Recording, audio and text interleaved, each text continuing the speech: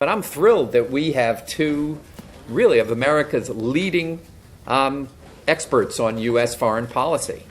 You know, if I listed all their accomplishments, we would have no time to have any part of this meeting because they have careers that are quite extraordinary.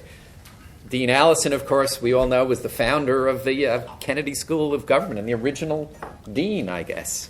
And Ambassador Blackwill was, in addition to being one of our ambassadors to India, was Deputy National Security Council and then have had the Deputy National Security Advisor.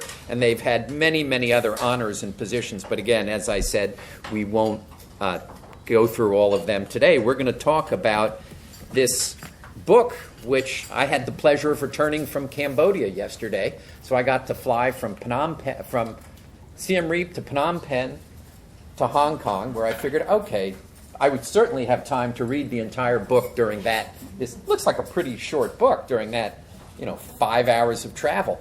But in fact, I didn't finish it because really every section of this book requires kind of reevaluating the way you think about U.S. China relations, the way you think about the United States, the way you think about India, the way you think about the world. It really is, it's a remarkable kind of accumulation of the wisdom of Lee Kuan Yew. So it took me actually till I got back to Beijing and almost back to New York till I'd actually had finished the entire book. But it's absolutely worth reading. It is for sale. Judging by the number of people here, we may run out of copies, but it is for sale. So I urge you to buy early. Or as we would say if we were in Chicago, buy early, buy often. But, they're going to just each speak for, I think, 10 minutes. Then I will ask some questions. I've got dozens and dozens of questions I want to ask, but I'm going to let the audience carry the burden or the benefit of being able to ask questions. So I think, Graham, you're going to go first, but let me turn it over to you. And thank you for being here, and thank you for writing or putting down all these wonderful, compiling these wonderful insights from this fascinating person who I'm sure we all don't agree with, but we're always interested to hear what he has to say. So thank you very much, and thank you for coming tonight, and thank you for hosting us and for Jones Day. So I'm going to do just kind of television time, 3 threes, okay? So 1, why should you care what Lee Kuan Yew thinks? 2, what does Lee Kuan Yew think about the future of China? And 3, what does Lee Kuan Yew think about the future of Chinese-U.S. relations? So under each of those, I'm going to give you 3, and these are just to suggest that they're morsels from a feast, and the feast is prepared by Lee Kuan Yew, and Bob and I were I don't know, maybe we upset the table or served the plate. So first, why should you care what Lee Kuan Yew thinks? Number 1, Lee Kuan Yew is the world's premier China watcher. There's no one who has watched China longer, more astutely, more intensely, in a more informed fashion, and come to judgments about the country. Actually, he's been watching China all his life. He's actually Chinese Singaporeese.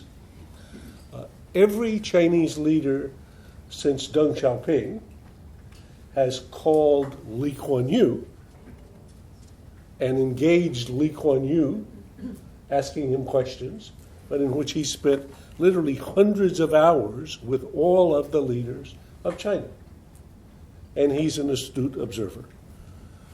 Secondly, if you ask what individual outside of China's leadership has had the greatest impact on China's development in the last generation, the answer again is unambiguously Lee Kuan Yew.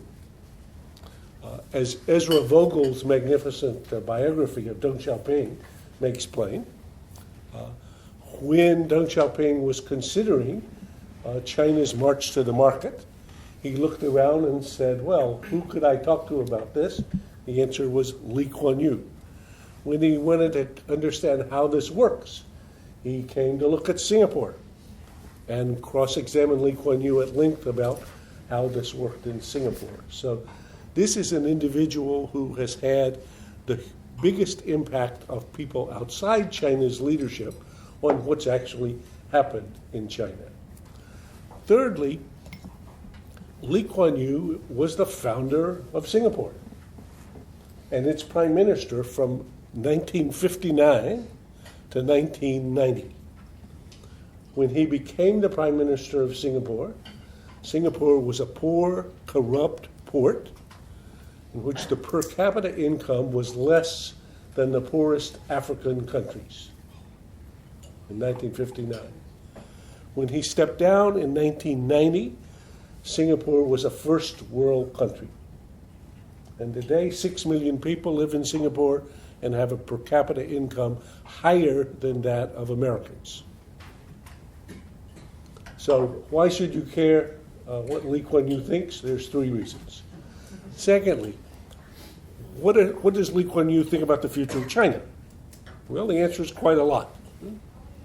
And what we do in this book is ask Lee Kuan Yew questions, and the answers are his answers from hours of conversation with him over the last couple of years, informed by whatever he had said and written previously, which we had reviewed. So we ask what we think are the questions most international people would be most interested in.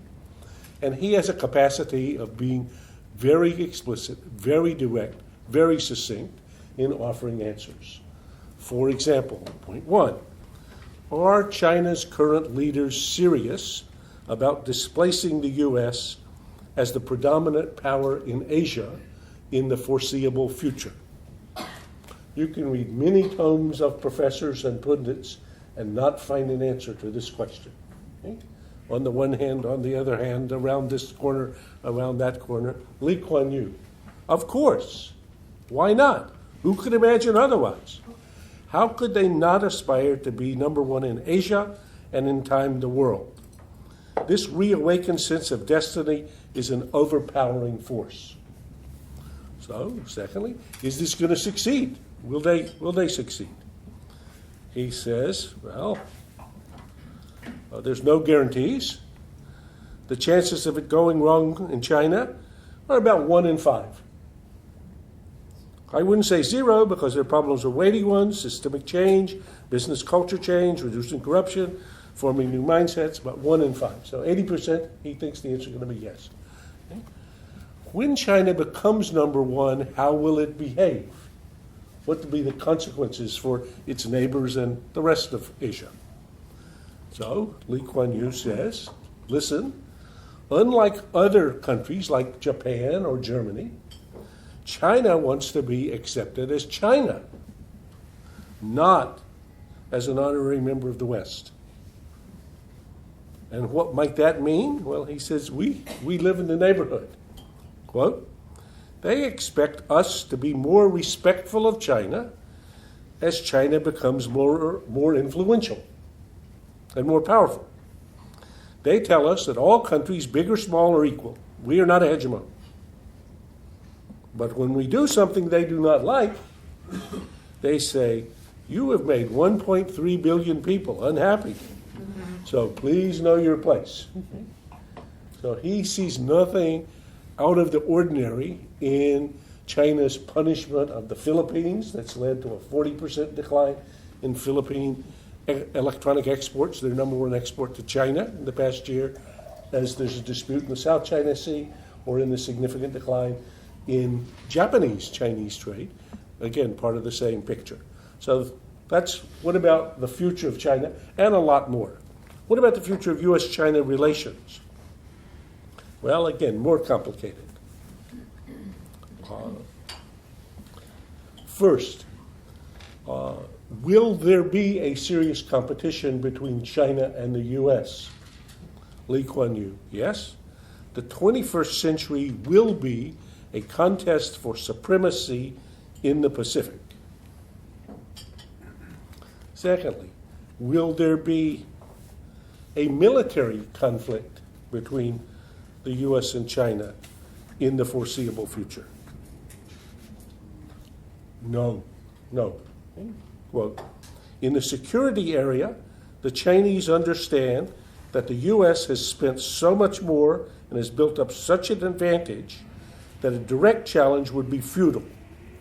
Not until China has overtaken the U.S. in the development and application of technology can they envisage confronting the U.S. militarily. But will this emergence of China upset the global balance? And the global balance, the balance of power in Asia and the global balance of power. And Lee Kuan Yew says, if I find my page here, yes, of course.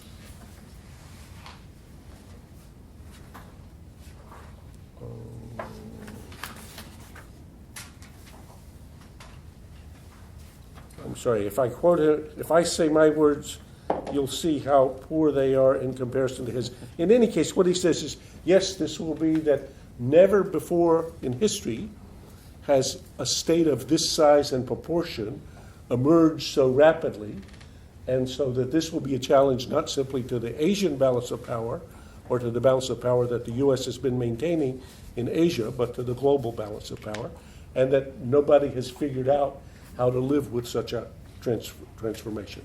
So that's 3 threes. Why do you care what he thinks? What about the future of China? And what about the future of U.S. China relations? Thank you, Steve. And again, I join Graham in expressing our appreciation for having us. Let me begin just as Graham ended, because while he was thumbing, I was able to find the quote I think that he was looking for. And there are 2 conceptual points I want to make at the beginning. This is one of them. And again, this is Lee Kuan Yew speaking, quote, "The size of China's displacement of the world balance is such that the world must find a new balance in 30 to 40 years. It is not possible to pretend that this is just another big player. This is the biggest player in the history of the world." Now, since all of us analogize in order to try to understand the current circumstances, what he's saying conceptually is beware of analogies, because this has never, ever confronted the international system before.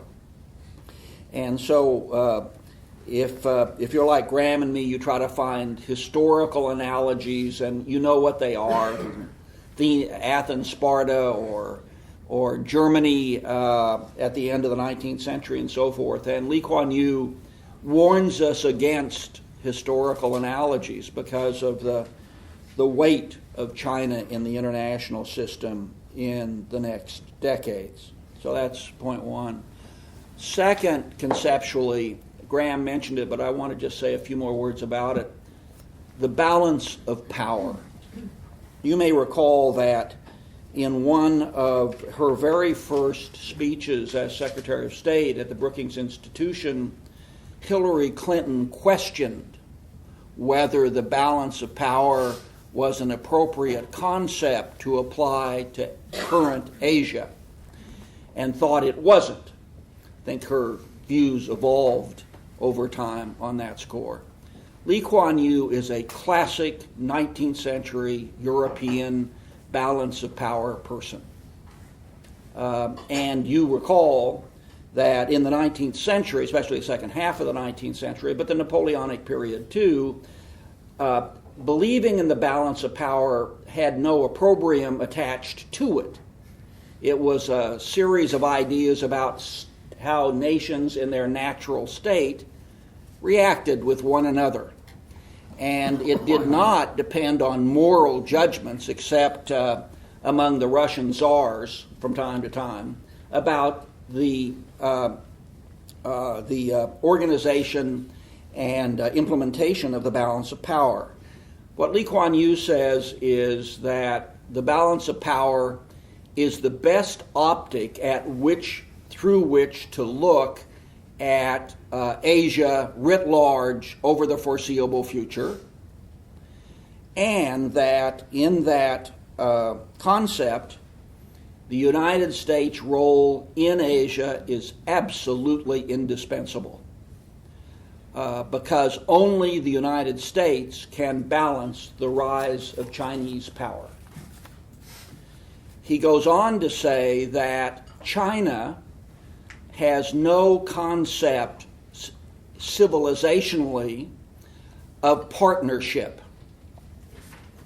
And there are many sinologists here in the room who understand his view, which is that the Middle Kingdom had a certain paradigmatic view of looking at the world, with, of course, China at the center and then others paying homage.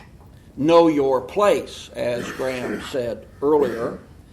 And that, and again, Lee Kuan Yew makes no moral judgment about this.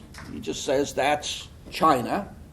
And therefore, he says, don't expect China to exhibit self-restraint and act itself to balance its own power. He might say any more than you would expect the United States to do that, by the way. And therefore, he says, the U.S. Balancing role in Asia for this century is indispensable. And just to say a word about this, there's a chapter on the United States, and Lee Kuan Yew believes that the persistent, even fashionable talk about America in decline is rubbish, as he says. And perhaps, just to finish this, the wish is the father of the thought, because if the United States were in systemic decline, then of course it could not play that balancing role in Asia over the long term, which Lee Kuan Yew believes is so important.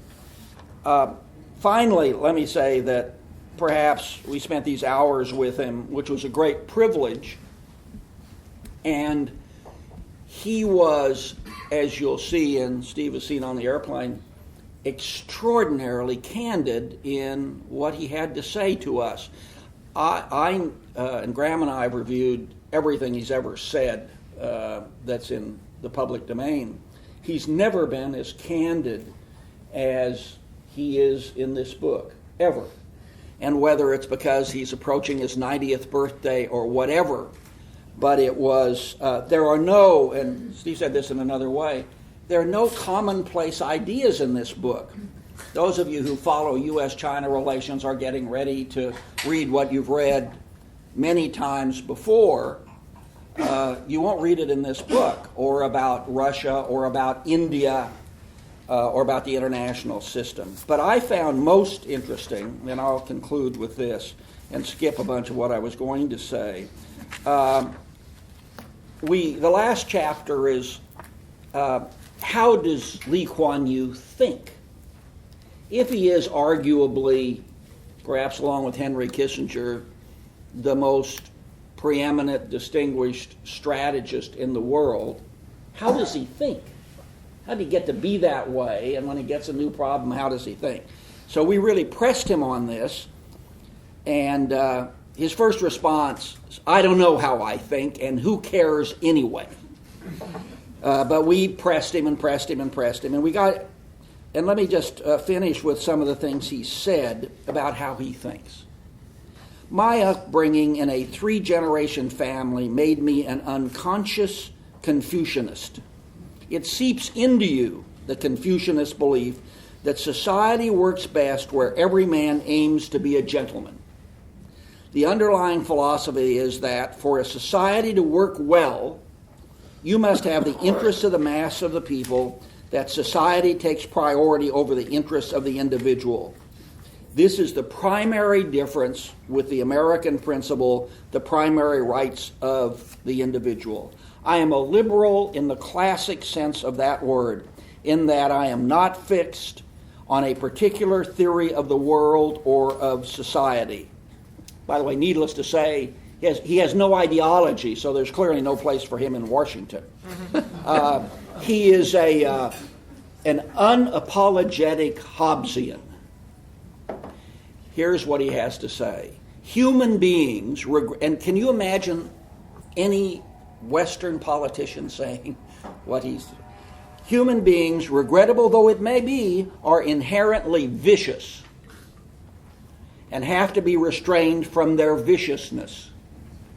We may have conquered space, but we have not learned to conquer our own primeval instincts and emotions that were necessary for our survival in the Stone Age, not in the Space Age. I have always thought that humanity was animal-like, while Confucius' theory says that it can be improved. I am not sure it can be, but it can be trained. It can be disciplined. You can make a left-hander right with his or her right hand, but you cannot really change his or her natural-born instinct. I want to say he's a great listener. I worked for George Shultz, had the privilege once of working for George Shultz, who once said, my presence, he said, listening is an underrated way of acquiring knowledge. And Lee Kuan Yew is a great listener, and one of the problems Graham and I had was we'd fly all the way to Singapore, and then he would want to ask us questions, and we kept trying to deflect him. I'm going to finish with these last 2 points. We argue, what is the biggest life experience you had which affected the way, your worldview, the way you see the world? Here's what he said. He said, I never thought that the Japanese could conquer Singapore and push the British out. They did and brutalized us, including me. I was 18 and a half when that happened. On my way to Oxford, I learned about power, back to 19th century concepts of the balance of power. I learned about power long before Mao Zedong wrote that power came from the barrel of the gun. The Japanese taught me this in Singapore in the 1940s. The Japanese invasion of Singapore was the single biggest political education of my life, because for 3.5 years I saw the meaning of power and how power and politics went together, and I also understood how people trapped in a power situation responded because they had to live. And then finally at the very end we asked, how do you wish to be remembered? And he said, well, first of all we asked, who do you admire and why? He's met everybody for the last half century. His answer was de Gaulle, Deng Xiaoping, and Winston Churchill. De Gaulle because he had tremendous guts. Deng was a great man because he changed China from a broken back state. And Churchill because any other person would have given up. And then, how did he wish to be remembered? Quote, I do not wish to be remembered as a statesman. First of all, I do not classify myself as a statesman. I put myself down as determined, consistent, and persistent. I set out to do something, and I keep on chasing it until it succeeds. That is all. Anyone who thinks he is a statesman needs to see a psychiatrist. Thank you, Chairman.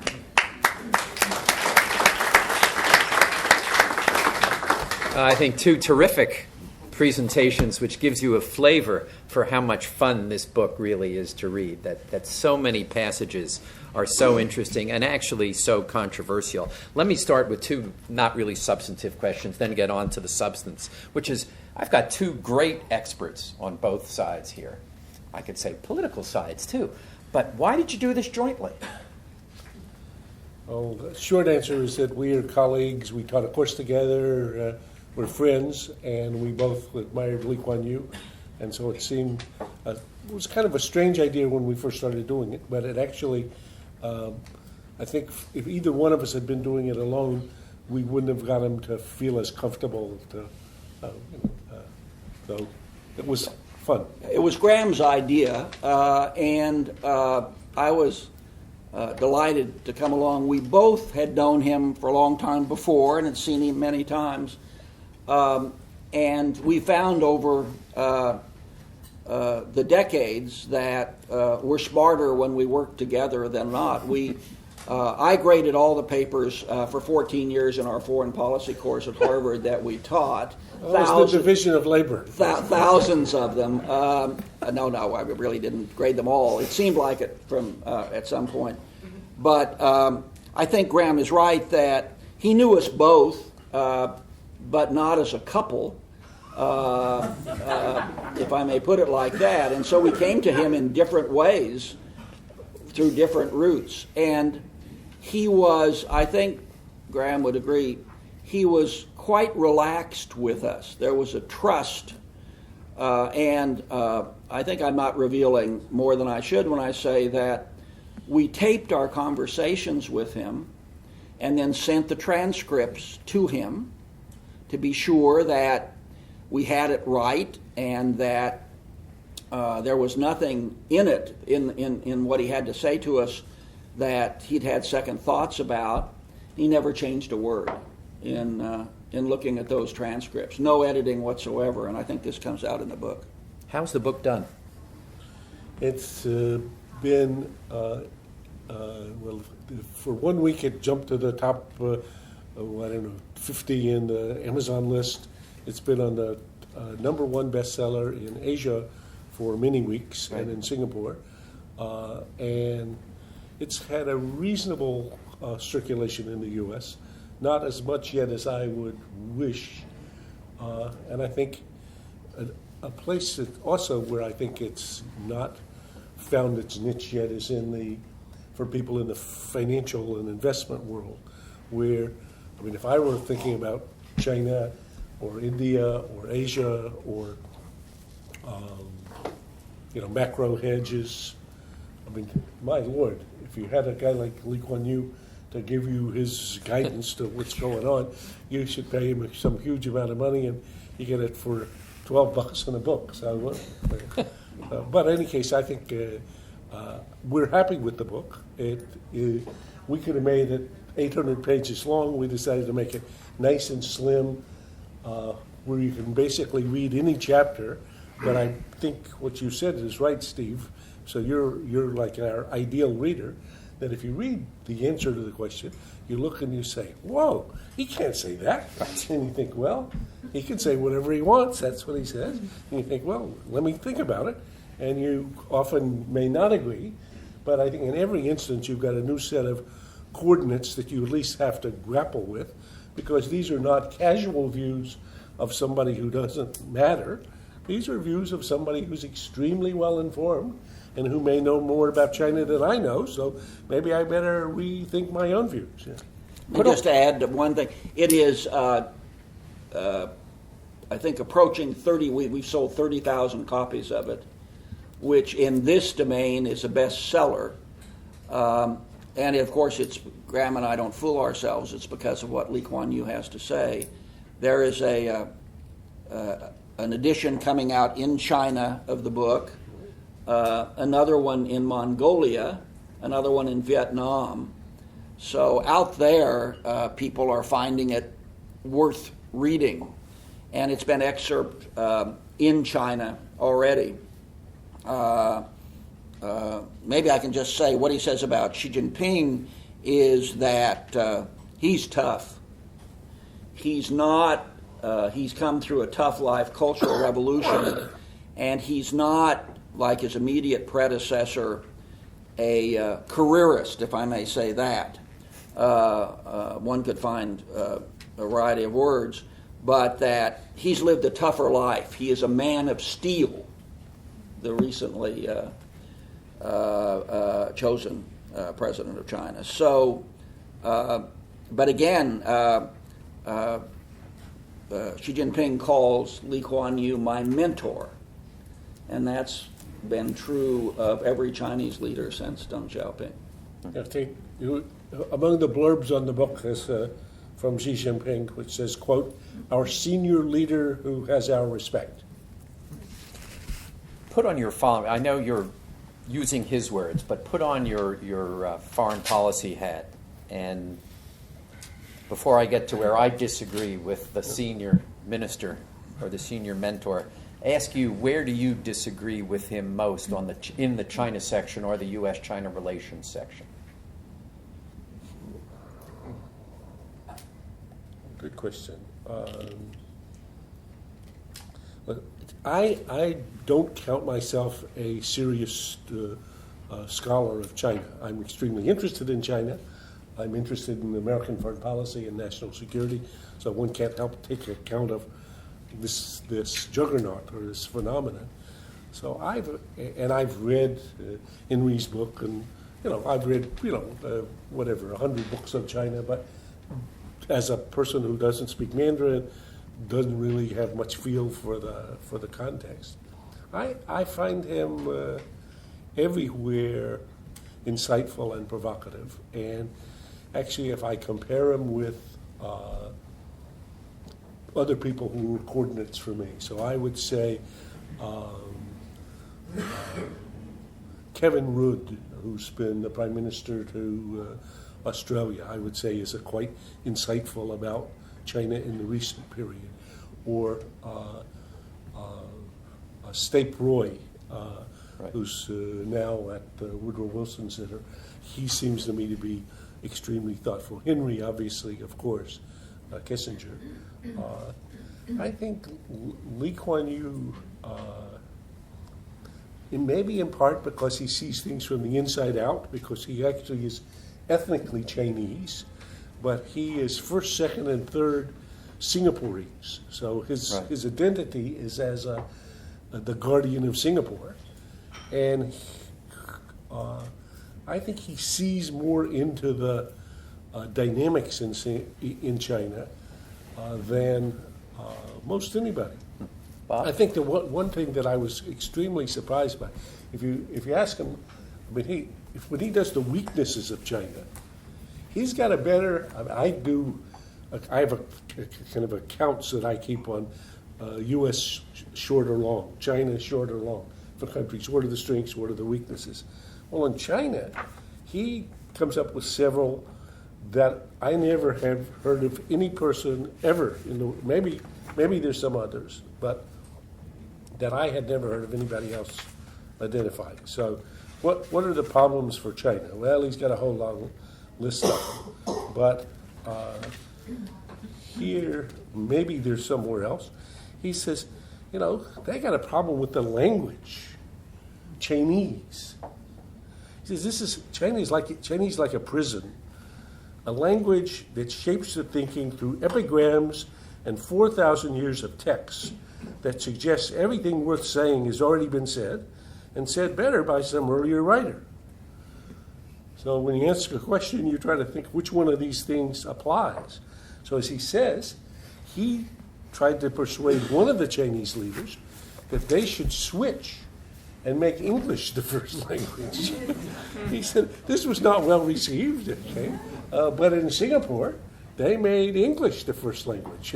So his kind of analogy is the difference between a kind of an open system and a closed system. And I'd say, whoa, who's going to imagine somebody saying to a Chinese leader, you could just change your language.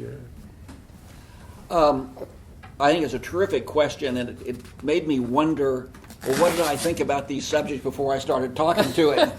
Because he certainly has affected deeply the way I think, and I'm in the same category as Graham, of being very interested in China, but not a China scholar. I would say two things. I hope he's right about America. I'm not a declinist, but his view of the balance of power in Asia is so dependent on American renewal and vitality that one can't help wonder whether that colors his confidence in American renewal and vitality. Something that didn't make it in the book, and many things didn't make it in the book because we were determined not to go on and on and on, was I asked him after he was eloquent, as you'll see, on American strengths and sense of reinvention. I said, well, what would shake your confidence that once again the United States will reinvent itself? And his answer was, well, and this was before our last presidential election, the answer was, well, if your next president, Obama or Romney, goes through his entire term without seriously addressing the debt problem, I'll begin perhaps to wonder. Well, for those of you who read the Washington Press, perhaps he'll be wondering. The other question I'd ask, and again, there are many people in the room who'd have a more informed view of this. Lee Kuan Yew categorizes civilizations and people in simple terms. And he does it, because he does it, he produces enormous clarity and allows us to capture some of that in a book no bigger than that one. But on the issue of, which Graham mentioned, of Chinese, the civilizational effect of Chinese on invention, in which he goes on to say, notice the Chinese basically don't invent anything. And he contrasts it with the United States' sense of invention. I wonder if that really is an overreach about this China. And it's sweeping. It's enormously, it is a very big idea because he says the people of China will not be able to transcend this box they're in of this 4,000 years of ideograms and so forth. Well, I just wonder if it's true because you have generational changes in China. China is out in the world, as many people in this room know better than I do. I really want, he said at one point, where are the Bill Gateses in China? Well, maybe they're 14 years old now, or they're 26, or they're something or other. So it's not so much that I think he's necessarily wrong. I'm pretty not known widely for having much humility, but you think that's an understatement. But I'm pretty humble in finding things to disagree with him about, but I just wonder, and we'll be able to see there's something of a laboratory experiment as China frees itself to, in many crucial ways, and our chairman here could speak much more eloquently than I about this, whether we'll find this sense of invention and creativity if the state gets its strong hand off those dimensions of human existence. So that, but I would say one last thing. I shouldn't say this because U.S. Ambassador to India, I have to say this or I won't get back to New Delhi. He's absolutely lacerating on India. And he says basically it's not a real country. And it's rather... When he said that, yeah. The ambassador almost fell off of his chair. Yeah, right. Well, anyway, and it's unrequited affection and hope. He's known all those leaders since Nehru. And he had great hopes for India, and he has been disappointed. He says it's a mistake, as many people do, to use India and China as nouns in the same sentence, because you will be misled. And he wants India to play a balancing role in Asia regarding the rise of Chinese power, but his hopes are forlorn that will happen, and he regrets that. I think India is a subject I know better than China, and I think it's certainly true that many of the things he criticizes in India are worth criticizing. He may go too far in saying India is not a real country, But that's another example. But with respect to China and U.S. China relations and the balance of power, there's nothing I disagree with in terms of the great strategic thoughts he has about the rise of Chinese power and the United States' role in Asia and so on. It's not a word I disagree with. He's a Kissingerian.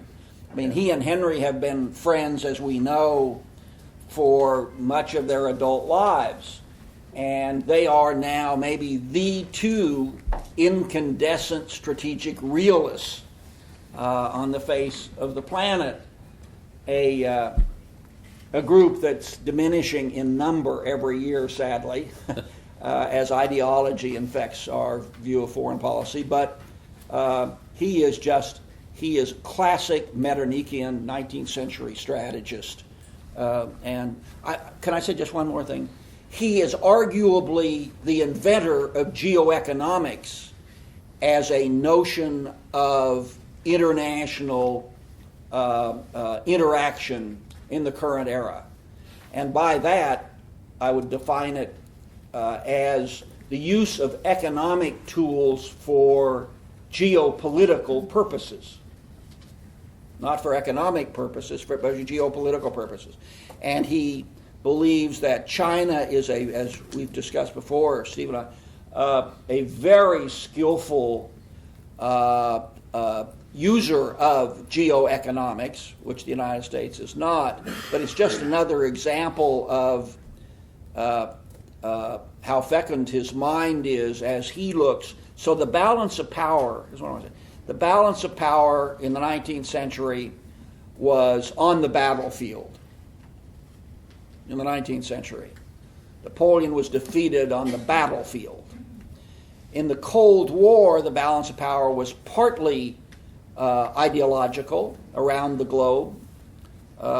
Many places, as a Soviet official once said to me, notice we're struggling over places where neither one of us would ever want to take our families on vacation. But what Lee Kuan Yew says now is the big economic dimension of the balance of power. Richard Haas's new book, which I commend to you, Foreign Policy Begins at Home, about the United States, captures the same idea. And I think Lee Kuan Yew is arguably the first person inside or outside academia who has identified this big new economic component of the balance of power, and one that I think our own government, if you're an American, hasn't yet digested. So when in the book you ask the right question, when you ask about this whole being number one, and this is where I disagree with the senior mentor. Please. You ask the right question, which is, are Chinese leaders serious about displacing the United States as the number one power in Asia, in the world? Then the answer is actually grouped together without really distinguishing the two. You ask two separate questions, but the answer is really one, even though there's a whole argument that the near seas, the far seas, the Chinese conceptualize this quite differently. And he says the Chinese think about being number one. Well, I've read lots of what the Chinese leaders say, and I've talked to a lot of Chinese leaders, and what's missing from his answer is I don't really think they think a lot about being number one. They think a lot about staying in power. They think about staying in power, and the things that he attributes to their desire to be number one really are driven by the need to stay in power. Like any political party, you do what's necessary to retain power. And that's a lot of what it's about. And so that's where I find this answer kind of, well, of course, why not? That's a little flip. Do they want to be number one? Of course, why not? Well, the answer is when you're confronted with these environmental problems, these social problems, the population problems, the rich-poor problems, you name it, the minority problems. These are so overwhelming that what you worry about as the leader is dealing with this. And that actually, if that then has implications for what U.S. policy should be towards China. If they're thinking about number one and displacing America, that's different than if they're thinking about retaining power and doing what's necessary to retain power. And there's certain different policy prescriptions. So I don't know how you think. Let me agree and disagree. So I would say, if I'm doing this in my class, just in general, I say, what do political leaders care about first? All political leaders. Survival. Right. Hanging onto the tiger. You got it. So this is called the primacy of domestic politics. Tip O'Neill said, all politics is local politics. The answer is absolutely. And in international politics, people who study international politics mainly want to talk about international politics. But if you look at what Obama does, or what Cameron does, or what Merkel does, or what Xi Jinping does, I would say think first about their domestic politics, and boy, do you have a lot of clues. Okay, that's number one. So at that point, I agree completely. Secondly, for the Chinese leaders, the syllogism goes, how do you legitimize the Communist Party, which is no longer communist, but the Leninist mandarins who run the country, and how do they maintain their legitimacy? The answer is, we deliver to you super fast growth, you let us drive the bus. That's it. Okay? And that's been a great deal. And I would say, actually, if they went around and offered this to most people in most other countries, you would get a lot of people signing up for such a leadership. You deliver to me double-digit growth, I think you probably get a majority of Americans say, well, why don't you try it for a decade and let's see how it feels. Okay? So they do that, and therefore they need, what are all the conditions required for that? And Lee Kuan Yew says, and I think this would be considered general conventional wisdom, they need a benign environment. Right. That's why they don't want to have any confrontation, because they need a benign environment, understanding they need trade, they need sea lanes, so that's a good reason, again, for not confronting the U.S. until you're stronger. Okay. Secondly, though, if and as that becomes less, or as economic growth slows a bit, which is even you can see some evidence of, and if it should slow more, what's their next best hope? How about nationalism? Okay, and is there rising nationalism?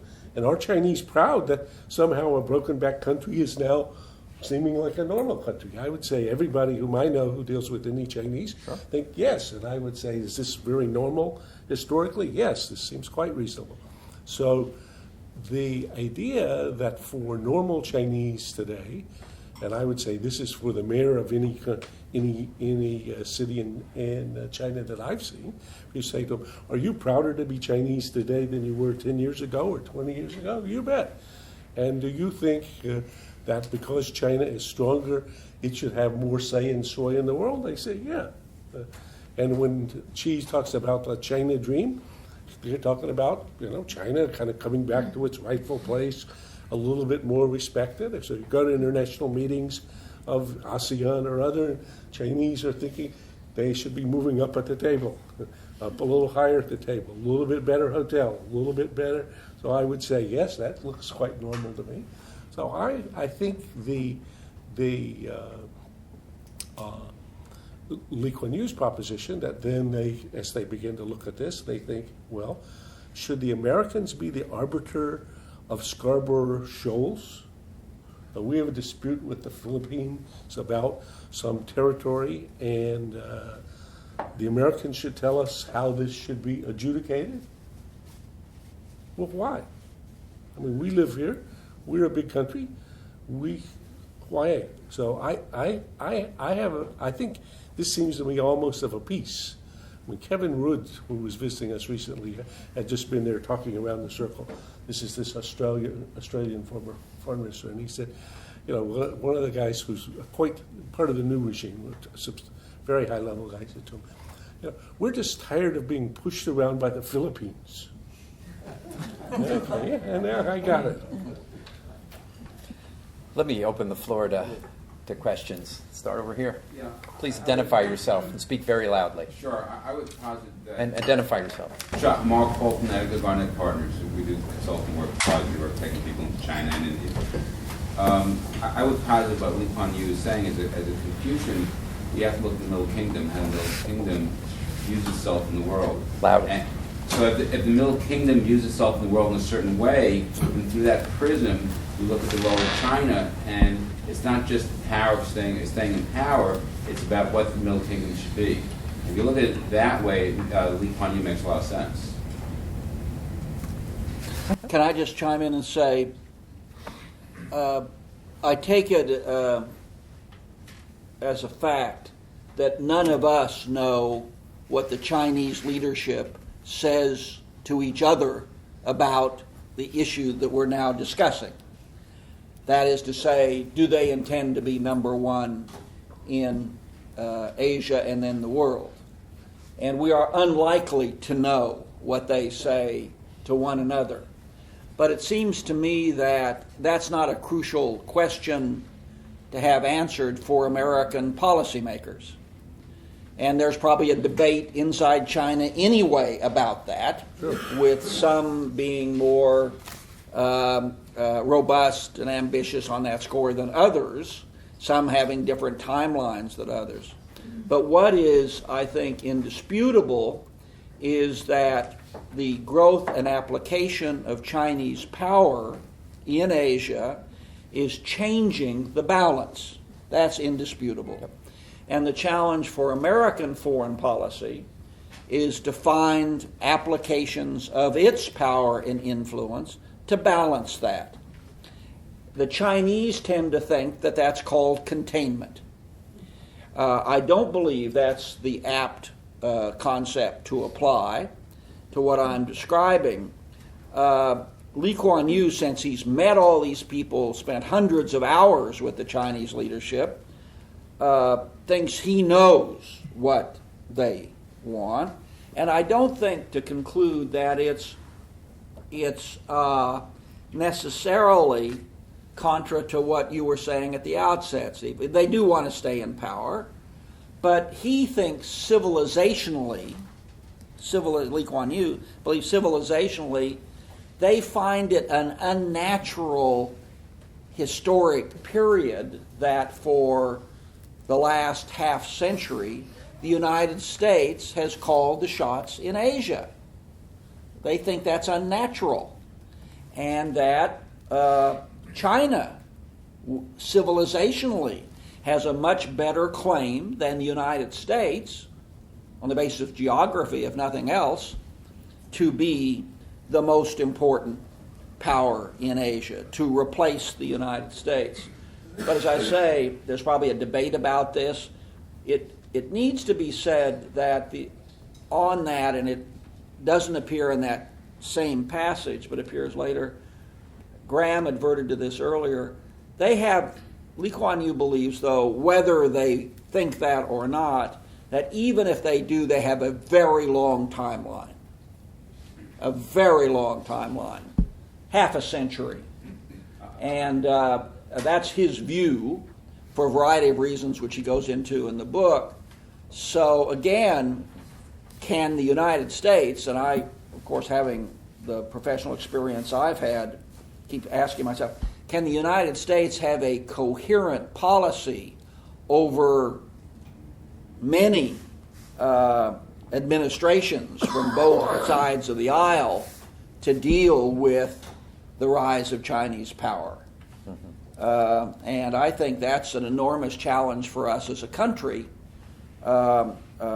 because he believes that this will increasingly, as China gets more powerful, make it awkward, if not unpleasant, for the United States because we're so unused to this. He basically gives the Americans the advice, get used to the rise of Chinese power.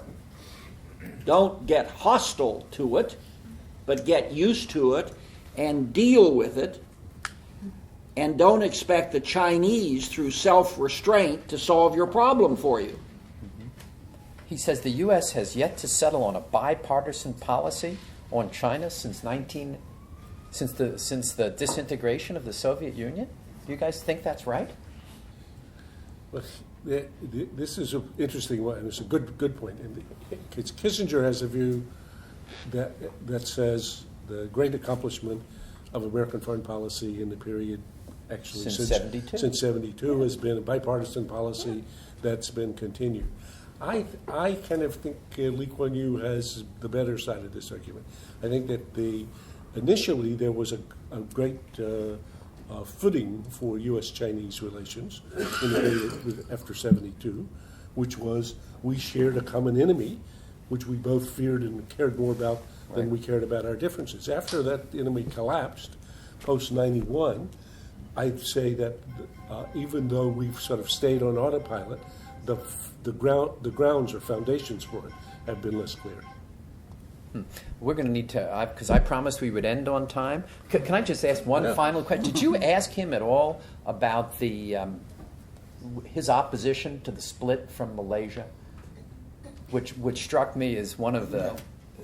It was so fundamental in the beginning of Singapore that when the Singapore-Malaysian Federation was established, he opposed the split of Singapore from Malaysia. He really wanted to. And he discusses and that was such a it's such a fascinating. That he is obviously the success of it for Singapore is almost beyond comprehension, and so early in your career to make a political judgment that was so fundamentally flawed, and now to be this absolute, icon of. He describes this in his autobiography, from the third world to the first world in one generation, which is like 1,500 pages, and I cannot remember. I apologize. How he gave us the explanation. His explanation is that he hoped the union with Malaysia would give protection against the growing communist influence inside Singapore. That was his basic thing. But we didn't, of course, it was history. Can I just say, always when you do a project like this, you then finish with it, and it's now in press. Well, what do you wish you'd asked him? And so I will take up on it. And I can't believe we didn't ask him this, but we didn't, which is the more bellicose Chinese policy with respect to the East and South China Seas, beginning whenever you would pick it, 2007 or whenever you do, is something of a mystery to people who follow China, and there's lots of debate about why is it, and we didn't have the wit, although we spent lots and lots of time, Graham and I, thinking about the questions we wanted to ask him. That seems like, at least to me, such an obvious one that we didn't ask. And I would be fascinated what his explanation of this somewhat more bellicose Chinese policy, since so much is written about it in the West now, trying to understand whether it's strength of the PLA or bureaucratic infighting or the road to the presidency or whatever it is. But we didn't ask him that. Well, I hope this discussion is. So you ask him the next time you see him. Ask him that. That's question. right. I hope this discussion has given you a taste of what a wonderful book that this is. But thank you both for writing the book and being with us today. Thank you.